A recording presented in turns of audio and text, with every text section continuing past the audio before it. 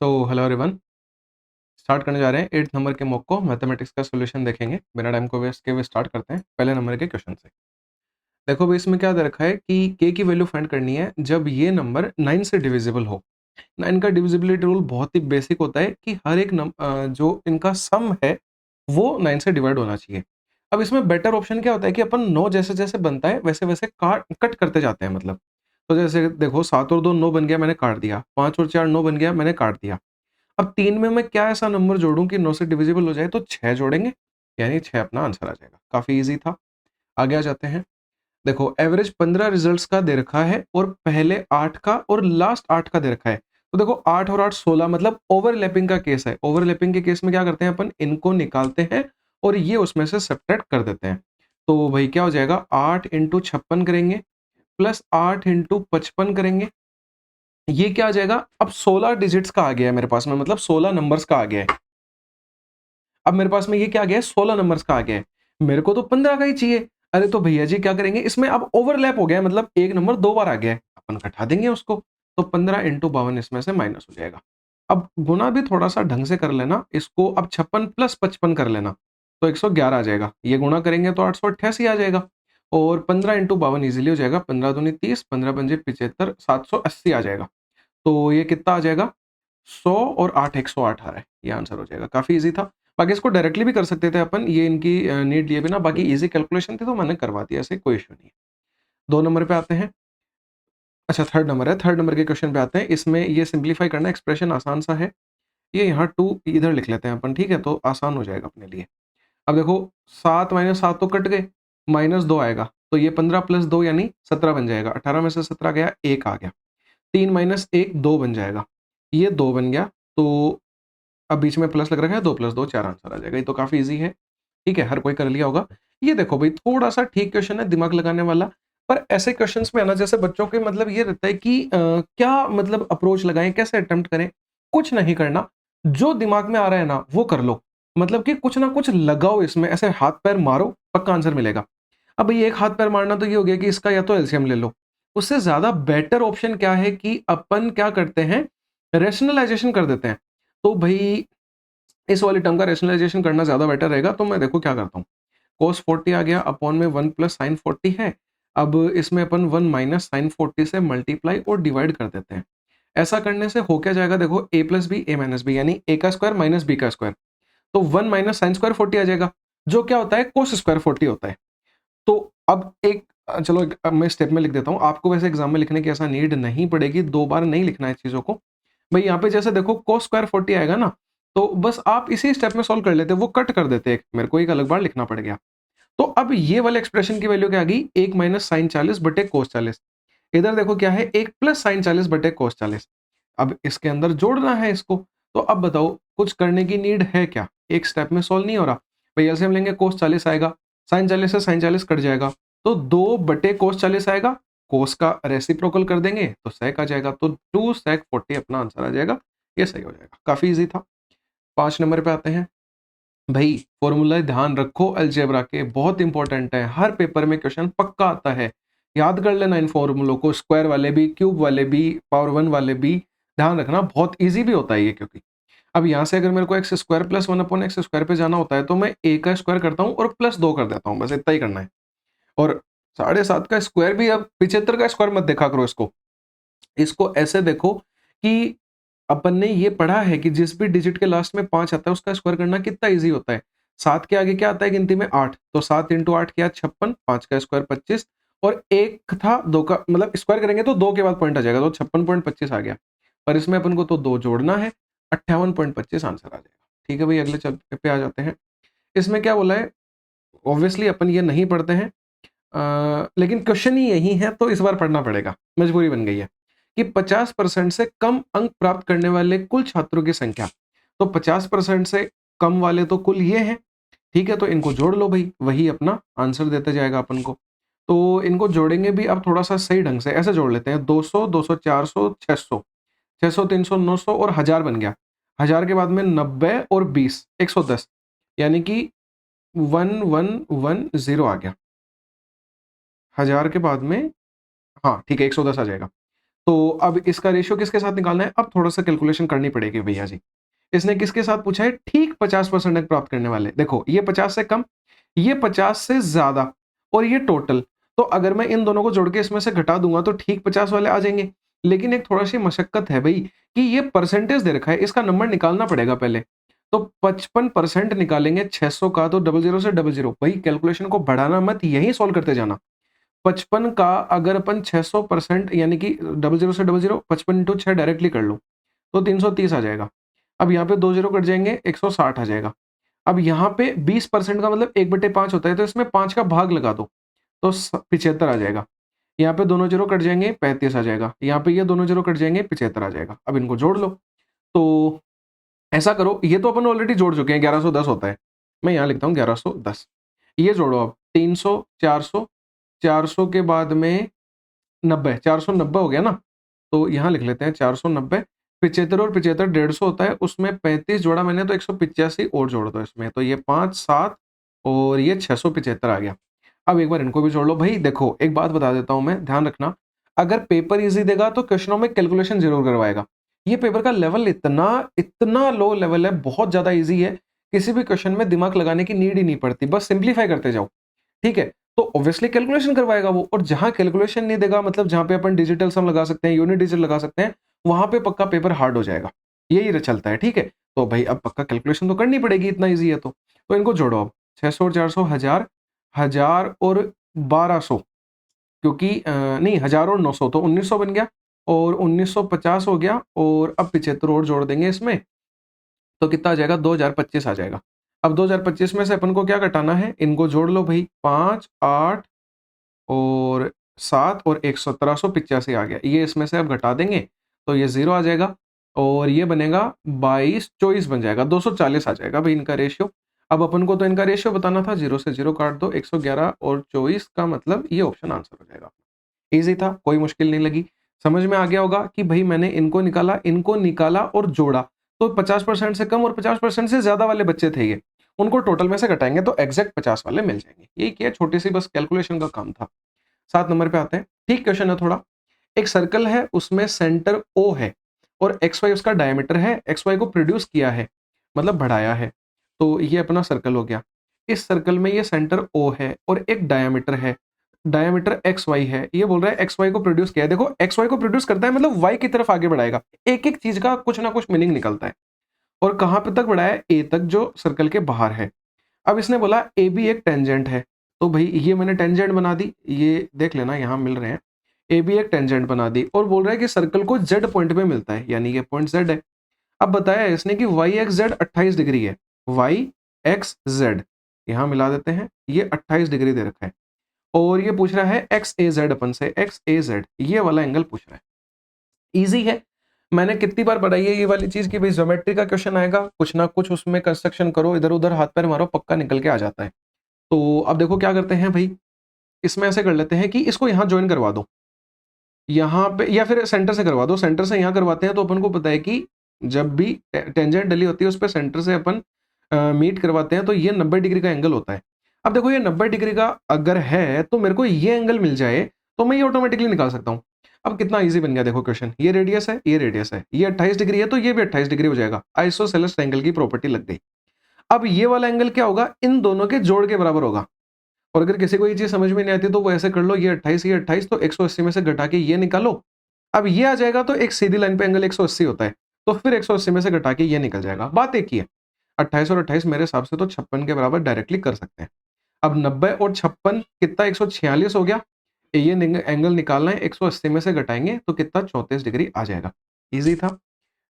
अब ये एक बात बताता हूं बस मैं इन क्वेश्चनों में कि भाई आप है ना, अगर डायग्राम सही से बना रहे हो ना, तो मेरे को नहीं लगता कि किसी को भी ये जैसे प्रॉपर्टीज या थ्योरम नहीं पता होंगी, तो हर कोई सिंप्लीफाई कर सकता है, बस डायग्राम सटीक तरीके से बनाना है।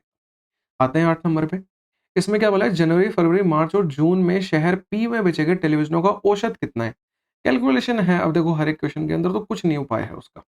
क्या क्या है जनवरी में, और पी की बात कर रहा है, टाउन पी का मतलब डार्क वाला, यानी 120 है, फिर 140 है, फिर मार्च लेना है तो मार्च में 180 है, और फिर जून लेना है, जून में 240 है। जोड़ लो भाई इनको, तो 24 और 12 36 हो जाएगा, 36 और 14 50 हो गया, 50 और 18 68 हो जाएगा, 680/4 करना है, 4 एकम 4 170 आ जाएगा, 17 चौका 68 होता है, ये आंसर आ गया।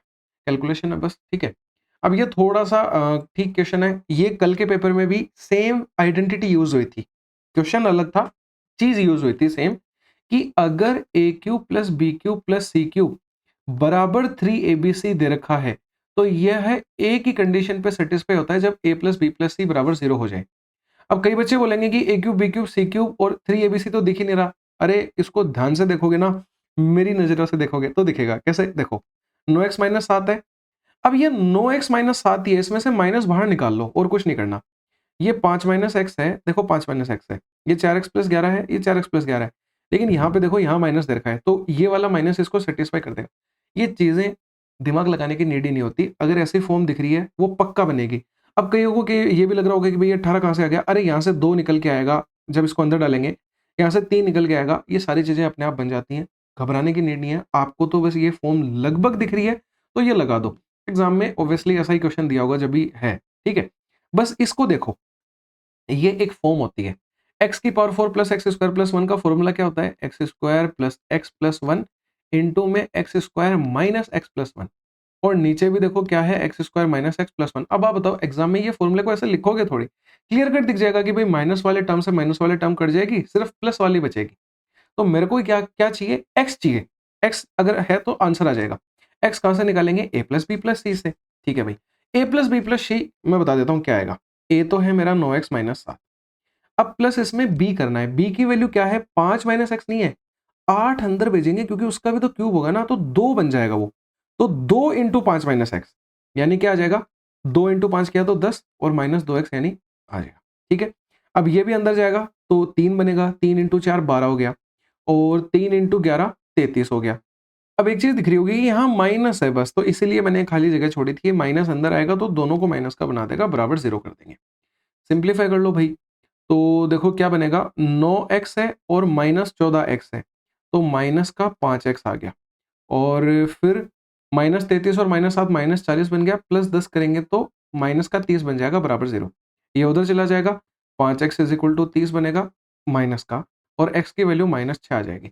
यहाँ पे अब माइनस 6 रखेंगे, आंसर मिल जाएगा। माइनस 6 का स्क्वायर किया प्लस 36, फिर माइनस 6 और प्लस 1, तो 30 प्लस 1 31 आंसर आ जाएगा। क्वेश्चन बहुत ईजी होता है, आइडेंटिटीज, फॉर्मूलेज, कंसेप्ट ध्यान में रखोगे, सब कर जाओगे, कोई दिक्कत नहीं आएगी। 10 नंबर पे आते हैं।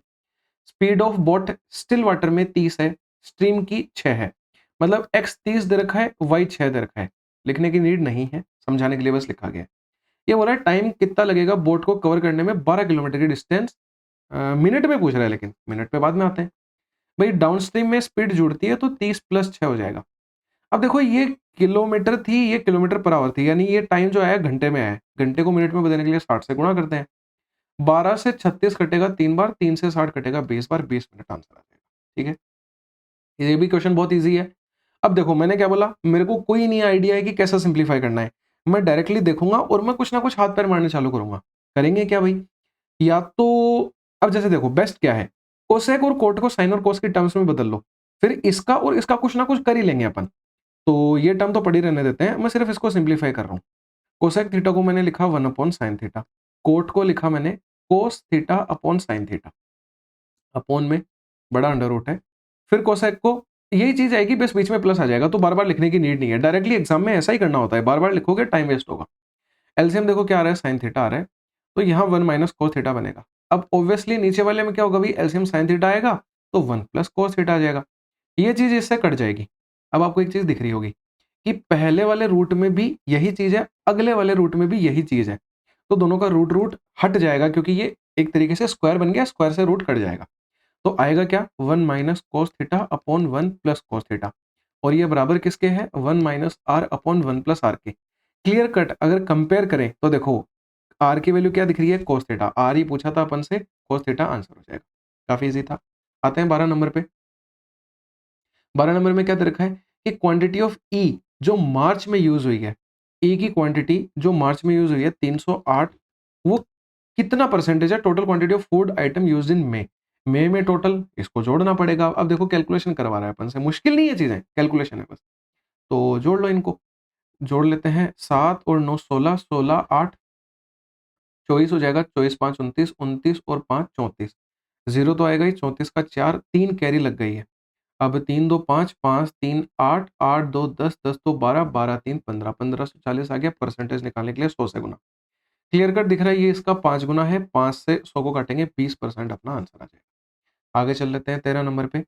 एक सर्कुलर वायर है जिसकी रेडियस 35 सेंटीमीटर है, मतलब आर 35 दे रखा है। ये बोल रहा है इसको एक रेक्टेंगल में मतलब मोड़ के जैसे रेक्टेंगल बना दिया जाता है इसका, जिसके साइड्स 3:2 में है। ये बोल रहा है स्मॉलर साइड क्या होगी भाई, स्मॉलर साइड पे बाद में आएंगे, पहले एक बात बताओ, जो भी सर्कल का पेरीमीटर होगा वही पेरीमीटर इसका होगा, क्योंकि जो वायर की लेंथ है वो तो सेम ही है ना, तो दोनों का पेरीमीटर बराबर कर दो। इसका पेरीमीटर का मतलब सर्कमफ्रेंस ऑब्वियसली। तो 2 इंटू पाई, पाई का मान 22/7 इंटू रेडियस 35 बराबर इसके पेरीमीटर के। तो अब पेरीमीटर रेक्टेंगल का क्या होता है 2LB, मतलब 2 into L plus B, sorry. तो क्या आ जाएगा 2 इंटू 3 प्लस 2 5x बन जाएगा, मतलब 3x और 2x ले ली मैंने। अब देखो इसको सोल्व कर लो भाई, ये इससे 5 बार कटेगा, 2 से 2 कट गया, 5 से 5 कट गया, x की वैल्यू 22 आ गई। इसने मेरे से पूछा है कि छोटे वाले साइड तो ये होगी, तो 22 इंटू 2 करेंगे 44 आंसर आ जाएगा। बड़ी वाले पूछता तो 22 इंटू 3 66 आ जाता। ऑप्शन देखो 66 भी दे रखा है, गलती मत कर देना। आते हैं 14 नंबर पे, बहुत ईजी क्वेश्चन है। 4200 रुपए हैं, उनको पहले इस रेशियो में बांटा गया। तो एक बार ये देखो कि कैसे कैसे बटे हैं। 8 और 7 15 और 6 21 हो गया, यानी कि 200 है मेरा मल्टीप्लाइंग फैक्टर। और देखो इसने अपन को क्या बोला कि 200 रुपए सब में और ऐड करने हैं। अब एक तो एकदम बेसिक तरीका था कि पहले इसका जैसे 200 आ गया मल्टीप्लाइंग फैक्टर, तो एक तो ये दिमाग लगा सकते हैं कि 200 इंटू 7 करेंगे 1400 रुपए पहले बंदे को, 200 इंटू 8 1600 दूसरे बंदे को, ऐसे ही तीसरे बंदे को 1200 रुपए। अब सब में 200 200 ऐड कर दो, लेकिन ये करने की नीड नहीं है। मान लो ऐड करके रेशियो निकाल सकते हैं, ईजी है। लेकिन एक बात बताओ, अगर मल्टीप्लाइंग फैक्टर 200 है तो मल्टीप्लाइंग फैक्टर किसकी वैल्यू होती है, एक की वैल्यू होती है, मतलब एक की वैल्यू 200 आ गई, हाँ या ना। अरे तो 200 रुपए जोड़ रहा है, मतलब एक जोड़ रहा है रेशियो में, तो हर एक रेशियो में एक जोड़ दो ना, तो 8 9 7 मेरा आंसर आ जाएगा। इजीली समझ में आ गया। ठीक है भाई, 15 नंबर पे आते हैं। एक पर्सन 7 घंटे 20 मिनट लेता है अपनी जर्नी के लिए, 1/3 जर्नी वो इस स्पीड से करता है। इसको ऐसे कर लो कि एस की दूरी थी और उसको वो 60 की स्पीड से कर रहा है, ये टाइम आ गया। अब लेकिन ये 1/3 टोटल, मान लो मेरी एस थी, उसका s/3 किया है उसने यहाँ पे सिर्फ। अब भाई 2s/3 बच गई, इसको वो कर रहा है 45 की स्पीड से। और इसने क्या बोला है कि अब ये टोटल टाइम है, टोटल टाइम इसने 7 घंटे 20 मिनट दे रखा है, यानी 7 से ही 1/3, तो इसको मैं 22/3 भी लिख सकता हूँ। अब यहाँ से सोल्व करेंगे तो इजीली एस आ जाएगा। कैसे आएगा, अपन ऐसा करते हैं, इसको सिंप्लीफाई करने के लिए नीचे से 3 काट देते हैं सारे। तो देखो क्या बचेगा, 60 और 45 का एलसीएम ले लो भाई, 180 आएगा, तो 3s आ गया, और यहाँ 4 दूनी 8s आ जाएगा, बराबर 22। अब ये देखो 11s बनेगा, तो वो 11 से 22 दो बार कट गया, s की वैल्यू 360 आ जाएगी आंसर। ईजी था एकदम, मुश्किल बनाने की नीड नहीं है चीज़ों को। एक मार्क प्राइस चीज़ के ऊपर 1000 रुपए है किताब पे, ये बोल रहा है 2, ये रुपए है ना, 2 डिस्काउंट दिए हैं, यहाँ भी रुपए हैं, डॉलर वॉलर कुछ नहीं है। तो 2 सक्सेसिव डिस्काउंट दिए हैं, फालतू चीज़ है, कैलकुलेशन करवा रहा है। 1000 के ऊपर पहला डिस्काउंट 12% का, यानी 88/100 में, अगला 8% का, यानी कि 92/100 में।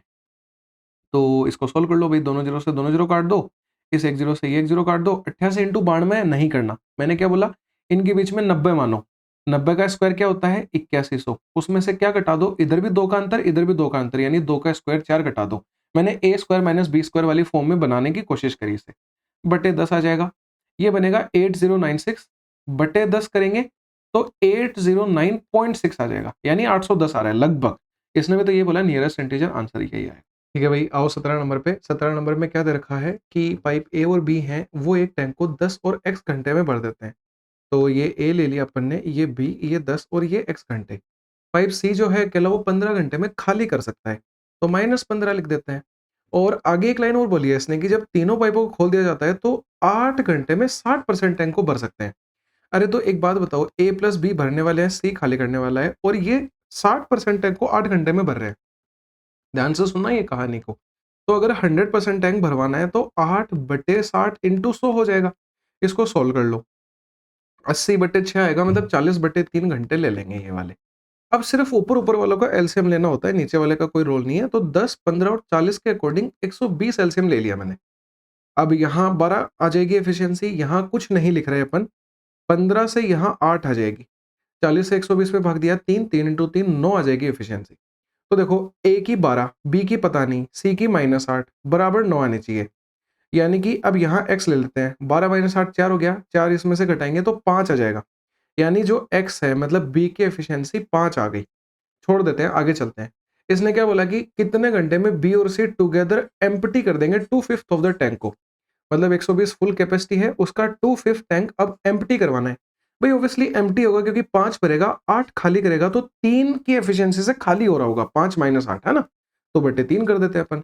अब इसको सोल्व कर लो भाई, ये 40 बार आ जाएगा। 5 से 40 8, 8 दूनी 16, 16 घंटे में इसको खाली कर दें। बहुत ईजी होता है, तरीके से सोल्व करते जाओगे ईजी ही लगेगा सब कुछ। बेसिक क्वेश्चन है एकदम। A cube minus b cube का फॉर्मूला लिखो। फॉर्मूला क्या होता है, ए माइनस बी और इनटू में a square plus b square plus A b. Exam में ये सब लिखने की नीड नहीं है, क्लियर कट दिखेगा कि इस वाली टर्म से ये देखो ए स्क्वायर, यहाँ स्क्वायर है ना, a square plus b square plus A b वाली क्लियर कट टर्म कट जाएगी। तो ऊपर सिर्फ ए माइनस बी बचेगा, यानी क्या आएगा 0.99 माइनस 0.01 और 0.45 ये लिख देते हैं, 0.45 अपॉन 0.49। इसको सिंप्लीफाई कर लेंगे, आंसर आ जाएगा इजीली। देखो ये कितना आएगा 0.98 आएगा, तो ये इसका डबल है। और 0.5 का डबल करेंगे तो 45 का डबल 90 होता है, तो 0.9 आंसर आ जाएगा। ठीक है, 19 नंबर पे चलते हैं। 19 नंबर में क्या दे रखा है कि हु अमंग द, मतलब सिर्फ अपन ऊपर वाला नहीं पढ़ते, नीचे देखते हैं कि दी गई तालिका के अनुसार प्राप्त कुल अंकों के आधार पर छात्रों को किससे प्रथम स्थान किसे मिला है। तो हर एक बच्चे के नंबर जोड़ने पड़ेंगे, अब सिर्फ कैलकुलेशन करवा रहा है अपन से। तो ए वाले बच्चे के तीनों मैंने नंबर जोड़े, तो 15 और 6 21 210 आ रहे हैं। ये देखो 50 40 90 150 आ जाएगा। ये इसको जोड़ा तो 130 और 185 आ जाएगा। सी वाले का यहाँ लिखा है। डी का 140 और 80 120 100 230 आ जाएगा। सबसे ज्यादा किसको मिल रहा है, डी को। डी आंसर आ जाएगा। इजी कैलकुलेशन है। ये थोड़ा सा कैलकुलेटिव है फिर भी क्वेश्चन, ठीक है, दिमाग तो इसमें भी कुछ लगाने की नीड नहीं है। कि रुपए की सेविंग 16% है उसके एक्सपेंडिचर की। तो अगर मान लो एक्सपेंडिचर 100 मानते हैं तो सेविंग्स 16 हो जाएंगे अपने आप। अब अगर यहां से इनकम देखिए तो इनकम क्या होगी, 116 होगी। आगे चलते हैं। सेविंग 25% से इंक्रीज हो गई। 25% की फ्रैक्शन 1/4 इंक्रीज होगी तो 5/4 बन जाएगा। तो 16 इंटू 5/4 इसका मतलब आ गया 20 हो गई। मतलब 16 से जो है सेविंग्स वो 20 बन गई हैं। आगे चलते हैं। और एक्सपेंडिचर 10.5% से बढ़ जाता है। अरे 100 पे बढ़ेगा तो डायरेक्टली 110.5 ही हो जाएगा। अब मेरी इनकम कितनी होगी, 110 में 20 जोड़ा 130.5 होगी। ये बोल रहे परसेंटेज इंक्रीज कितना है, देखो कितना बढ़ा है, साफ साफ दिख रहा है 14.5 बढ़ा है, 116 पे बढ़ा है। परसेंटेज के लिए 100 आ जाएगा। इस पॉइंट से इस जीरो को उड़ा दो। अब इस चीज को सिंप्लीफाई कर लेंगे अपन। तो ये कैसे कटेंगे, 2 से काट लेते हैं इनको। इसको 2 से काटना ही बेटर रहेगा, और तो क्या ही कर लेंगे। तो 2 से ये 5 बार कटेगा, 2 से ये 5 और 58 बार कटेगा। ये कुछ डेटा अजीब सा नहीं है क्या, मतलब ये अब कैसे कटेंगे 58 से 29 बार, हाँ कट रहा है ना, 29 का दुगुना है, ये 29 का 5 गुना है। तो 25/2 यानी 12.5% आ जाएगा। ईजी था, कैलकुलेशन थोड़ी सी ध्यान से करनी है बस। 21 नंबर पे चलते हैं। एक सर्कल है जो एक ट्रायंगल के अंदर इंस्क्राइब्ड है। ये क्वेश्चन 8 पेपर 8वीं बार रिपीट, ठीक है। सर्कल इसके अंदर इंस्क्राइब्ड है, एबीसी जो है वो ट्रायंगल है। सर्कल इसको टच कर रहा है आर पी क्यू पॉइंट्स पे। अब ये बोल रहा है कि ए क्यू की वैल्यू 2.6 है, पी सी की वैल्यू 2.7 है, बी आर अपन को 3 दे रखा है, पेरीमीटर पूछ रहा है। कुछ करने की नीड नहीं है, ये भी दिमाग लगाने की नीड नहीं है। देखो वैसे तरीका इसका ये होता है कि भाई एक पॉइंट से टेंजेंट डालेगी बराबर होती है। ये 2.6 तो ये भी 2.6, ये 3 तो ये 3, ये 2.7 तो ये 2.7। पर ऐसा मत करो, डायरेक्टली इनको जोड़ो। तो देखो कितना आ जाएगा, 3 2 5 2 7 और 13 का मतलब 8.3 बन गया। जोड़ा है मैंने इनको। अब मेरे को पता है कि ये भी सब 2-2 बार आएंगे, तो इसका दुगना कर दो। तो 16.6 अपना आंसर आ जाएगा। ये सही हो जाएगा। ठीक है भाई, 22 नंबर पे आते हैं। राकेश ने अपनी बाइक को 20% के लॉस पे बेचा। यानी कि मान लो 100 रुपए की बाइक थी उसकी, उसने 80 रुपए में बेचा। ये बोल रहा है अगर उसने 5400 रुपए ज्यादा में बेचा तो उसे 10% का प्रॉफिट हो जाता। यानी 110 में बेच देता, फिर वो 10% का प्रॉफिट होता। तो अब देखो अपने अंतर 30 का आ रहा है, इसने अंतर 5400 का दे रखा है। भाई वही है, वैल्यू बटा किसकी गुना चाहिए जिसकी, मतलब 5400 वैल्यू 30 की है, मेरे को क्या निकालना है, कितने पे किए उसने बाइक के, 100 पे किए थे। सोल्व कर लो, 3 से 54 कटता है कितनी बार, 18 बार कटता है, 18 दिए 54 होता है, तो 18,000 प्राइस आ जाएगी, एकदम से सही हो जाएगा। 23 नंबर पे चलते हैं। सिंपल इंटरेस्ट x रुपए का 3 साल के लिए 8% के रेट से, तो लिखो इसको, x रुपए के ऊपर 3 साल के लिए 8% के रेट से। ये जो सिंपल इंटरेस्ट है ये बराबर है किसके, कंपाउंड इंटरेस्ट के, half the compound interest. Half किया पहले तो कंपाउंड इंटरेस्ट के 4,000 रुपए के 10% के ऊपर 2 साल के लिए। फॉर्मूला मत लगाना, ज्यादा बेटर ये रहेगा कि 10% की 2 साल के लिए अपन को इफेक्टिव रेट याद होती है, 21% होती है। कैसे निकालते हैं, a plus B plus A B बटे 100 से, तो 10 प्लस 10 प्लस 100 बटे 100 यानी 1, तो 21 बन जाती है। तो डायरेक्टली 4,000 का 21% निकाल दो, सबसे बेस्ट मेथड है। ये बराबर दे रखी है इसने, तो x की वैल्यू पूछ रहा है, कैलकुलेशन है, देखो कुछ भी नहीं है क्वेश्चन के अंदर, दम वाली बात। 100 से 100 काट दो, और फिर 3 से 21 को 7 बार काट दो, 8 से इसको 500 बार काट दो, 2 से 500 को 250 बार काट दो, 250 इंटू 7 करेंगे तो 175 1750 आ जाएगा, ये आंसर आ गया। ठीक है भाई, एक्स की वैल्यू निकालनी थी, इजीली आ गई। 24 नंबर पे चलते हैं। ये एक ट्राइंगल पी क्यू आर है, उसमें ए और बी 2 पॉइंट्स हैं पी क्यू और पी आर पे, मतलब ऐसे दे रखा है, थोड़ा सा दिमाग लगाने लायक क्वेश्चन है। तो ये देखो, ये पी क्यू आर दे रखा है इसने, और ये बोल रहा है कि ए और बी 2 पॉइंट्स हैं, और ये इस तरीके से है कि ए बी पैरेलल है क्यू आर के। फिर इसने दे रखा है P A ratio A Q दे रखा है, ये 4 है तो ये 5 है। अब ये पूछ रहा है रेशियो बताना है ट्राइंगल पी ए बी का quadrilateral A B R Q के साथ में। एक सेकंड, कहाँ आ गए पीछे, ये देखो कि ये बोल रहा है कि इस ट्राइंगल का रेशियो बताओ इस क्वाड्रिलेटरल के साथ में। बहुत इजी क्वेश्चन है। एक बात बताता हूँ कि अपन ने कितनी बार बता चुका हूं मैं ये वाली चीज पेपर्स में आपको, कि अगर मैं साइड्स का स्क्वायर करता हूं तो मेरे को एरिया मिल जाता है। भाई मैं 4 का स्क्वायर करूंगा तो इस वाले ट्राइंगल का एरिया 16 मिल जाएगा मेरे को। ध्यान देना, कुछ कैलकुलेशन नहीं करूंगा, कुछ दिमाग नहीं लगाना, डायरेक्टली हो जाएगा। अब अगर मैं 5 और 4 9 को जोड़ता हूं तो 9 का स्क्वायर करूंगा तो पूरे ट्राइंगल का मेरे को एरिया मिल जाएगा 81। अब मैं पूरे ट्रायंगल के एरिया में से ऊपर वाले का एरिया घटा दूंगा तो मेरे को इस क्वाड्रिलेटरल का मिल जाएगा। तो मैंने 81 में से 16 घटाया, तो देखो ऊपर वाले ट्रायंगल का तो 16 था, 81 में से 16 घटाएंगे अपन, 65 बच जाएगा। हाँ या ना। इसने मेरे से क्या पूछा है कि इसका और इसका रेशियो बताओ, 16 और 65, आंसर आ गया। अब बताओ कुछ करना पड़ा क्या, कितना ईजी चीज थी ये, बहुत ईजी है। ठीक है भाई, चलते हैं 25 नंबर पे। इसमें क्या दे रखा है कि रेडियस और हाइट का रेशियो दे रखा है, और वॉल्यूम दे रखी है, स्लेंट हाइट पूछ रहा है। देखो एक दिमाग तो ये लगा सकते थे कि ये जो हैं वो तीनों पाइथागोरन ट्रिपलेट्स होते हैं, 3 4 का 5 के साथ होता है। पर भाई यहाँ मल्टीप्लाइंग फैक्टर नहीं पता अपन को, तो डायरेक्टली 5 नहीं कर सकते क्योंकि 5 के सारे ही मल्टीपल्स दे रखे हैं, तो वो दिमाग नहीं लगाना है, करना ही पड़ेगा कैलकुलेशन, और इतना इजी था तो कैलकुलेशन तो वो करवाए लगा। ठीक है, तो भाई वॉल्यूम का फॉर्मूला लिखो, और तो क्या कर सकते हैं, तो 1/3। अब इसमें पाई है ना, बेटर ये रहेगा कि जैसे पॉइंट में दे रखा है तो 3.14, क्वेश्चन में लिख भी रखा था, वो यहाँ मिस प्रिंट नहीं हुआ है, तो पाई 3.14 ले लेते हैं। आर का स्क्वायर करना है तो 3x का स्क्वायर करेंगे तो 9x स्क्वायर, और हाइट 4 आ जाएगी, 4x आ जाएगी बेसिकली, और बराबर में ये दे रखा है 301.44। अब यहाँ से क्या होगा, x निकलेगा तो मेरे को रेडियस और हाइट मिल जाएगी, उससे इजीली मैं स्लेंट हाइट निकाल सकता हूँ। एल का फॉर्मूला पता है मेरे को, तो इसको सोल्व करो, अब करना ही पड़ेगा, मजबूरी है अपनी। 3 से 9 को काटेंगे 3 बार, बाकी इनको गुणा कर लेते हैं, एक बार 4 दिया 12, 12 को इससे मैंने गुणा किया, या फिर काट लो, कैसे भी कर लो यार, देखो कोई बड़ी बात नहीं है। 4 4 8 एक 9 और 3 3 से कट रहा है, मैंने काट लिया 1 0। अब लेकिन काटने में भी ऐसे नहीं है कि मतलब आप बच्चों की तरह, अरे डायरेक्टली देखो ना कि 10 से 30 बार कट गया, अब 144 48 बार कटता है, लेकिन एक जीरो आएगा तो 100.48 आ जाएगा। अब इसको 4 से काट लो, और तो क्या ही करेंगे, तो 4 से ये कटेगा 25.12 बार, 12 चौके 48 होता है।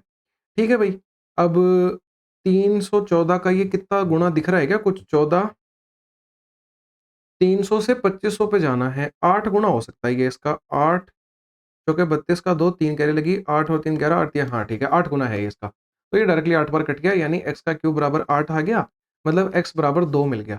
अब देखो x 2 मिल गया, मतलब ये 3 दूनी 6 है और ये 8 है, तो 6 8 के साथ में ट्रिपलेट अपना 10 होता है, यानी कि 10 लेंथ हाइट आ जाएगी। काफी इजी था। इसी तरीके से सारे क्वेश्चन सिंप्लीफाई करने होते हैं। इजीली अपना पेपर पूरा सिंप्लीफाई हो गया। 8 नंबर का भी बहुत जल्दी अपने 30 पेपर कंप्लीट हो जाएंगे, और उसके बाद में अपन एडवांस वाला स्टार्ट कर देंगे। ठीक है, बाकी मिलते हैं अपन अगले सोल्यूशन के साथ में, जब तक के लिए बाय बाय, टेक केयर।